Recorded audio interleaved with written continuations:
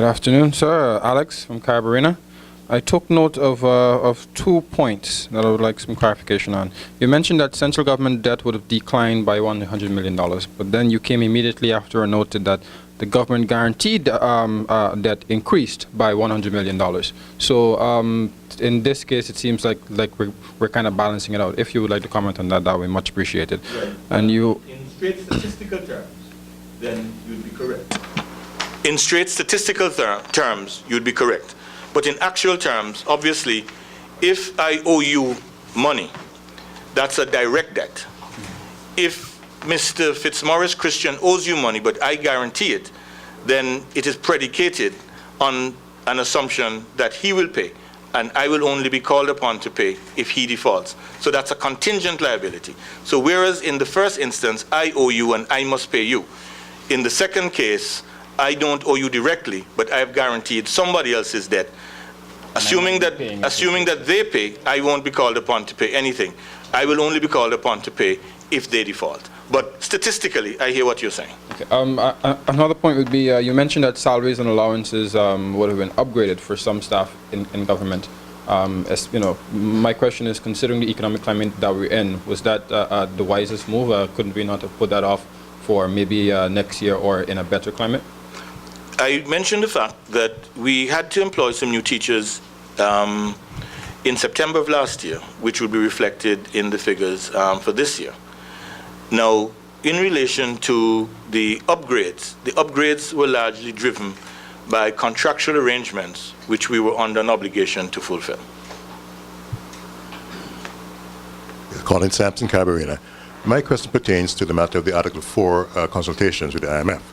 You suggest that, you state that Antigua and Barbuda has met the goals required by the IMF.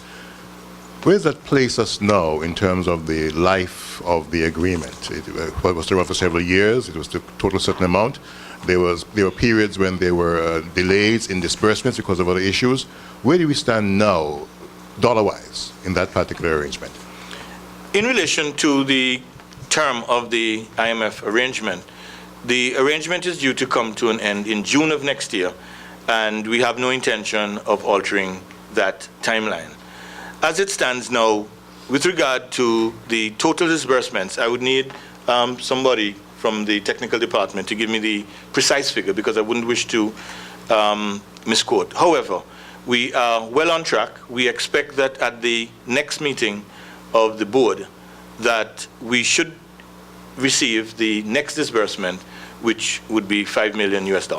And that will place Antigua and Barbuda on track with the disbursement schedule agreed upon at the beginning. It would be in keeping with the disbursement schedule, except that we had agreed that we would reduce the overall amount several months ago, which I had announced, in light of the delay which had taken place and the rules under the IMF that you can't get more than a certain amount in any 1 year.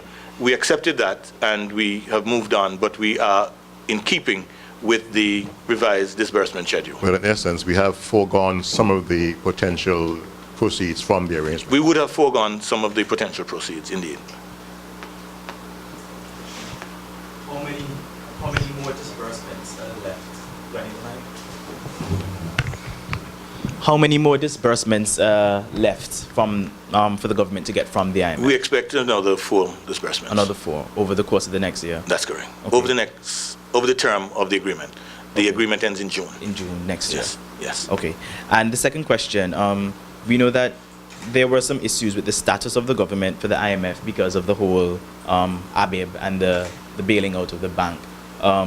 You subsequently said that the government has regained status with the IMF because of taking certain steps to get that rectified. Well, like, what steps were taken to get the government back in status with the IMF following the ABIB bailout? Well, it was a period of discussion and negotiation, and we were able to arrive at consensus, not only regarding the International Monetary Fund, but the Caribbean Development Bank has been integrally involved in all our discussions. So has the Eastern Caribbean Central Bank.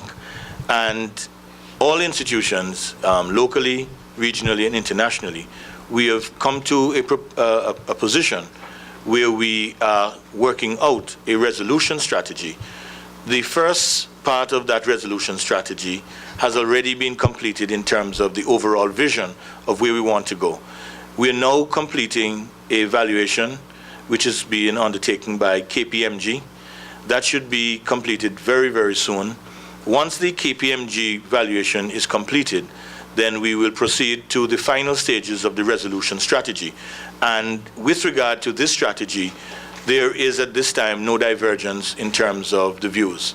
We have arrived at consensus, and we will be proceeding on the basis of that consensus.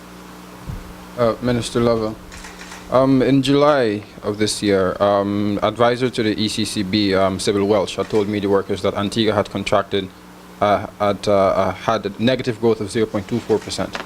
I had spoken with you then about it. You said that the figures were not yet official.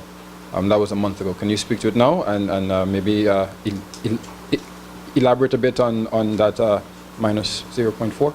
Right.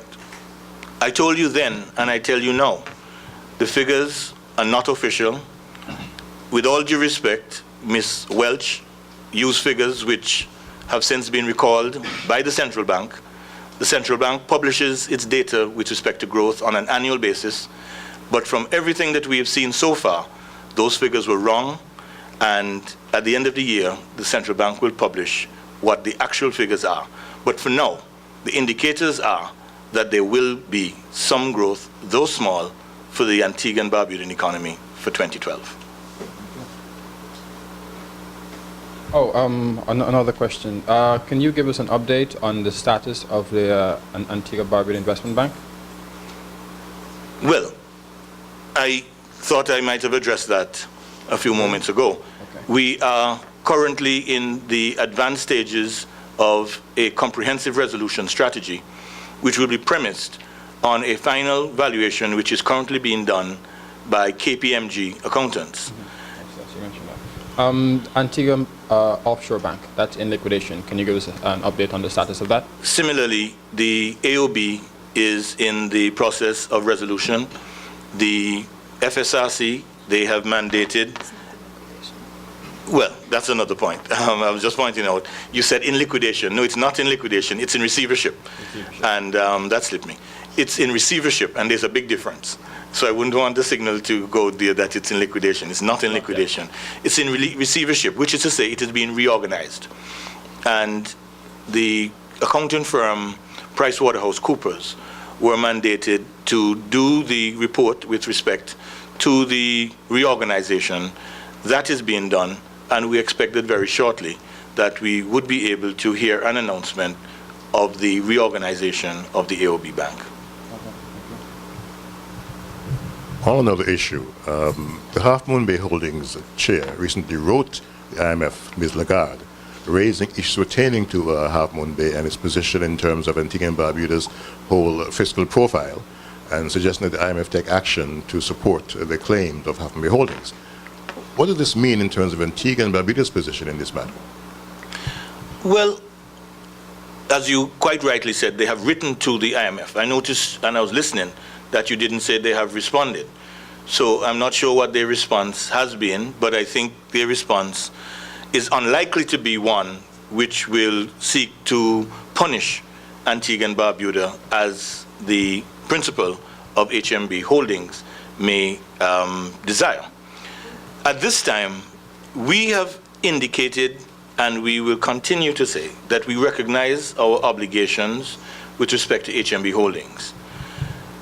When the valuation was done initially, the value of HMB Holdings was placed at approximately $23 million US. That would have been difficult enough in a very difficult economic climate.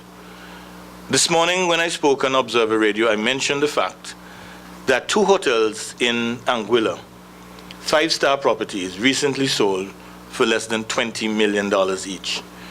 In Barbados, the properties that are distressed, and in particular, there was one property, the Ammon Properties, which has been up for sale.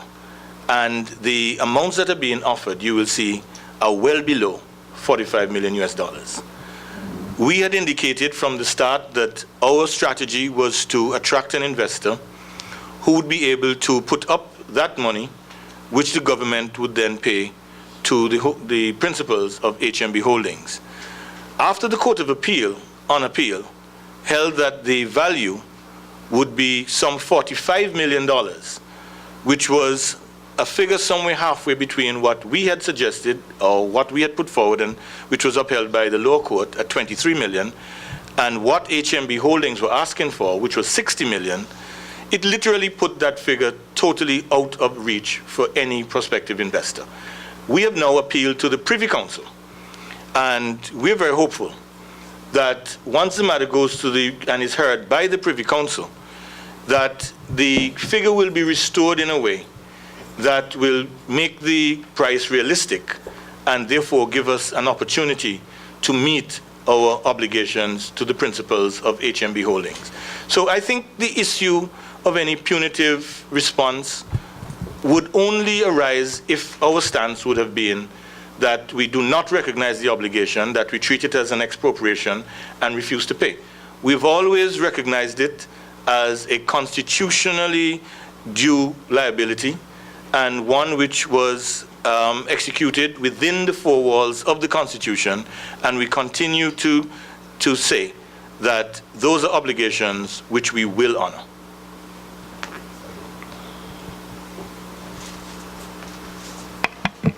Okay, I think we will have come to the end of this press conference. I just wish to thank you on behalf of the Ministry of Finance, the Economy and Public Administration for taking an interest in the goings-ons in the ministry.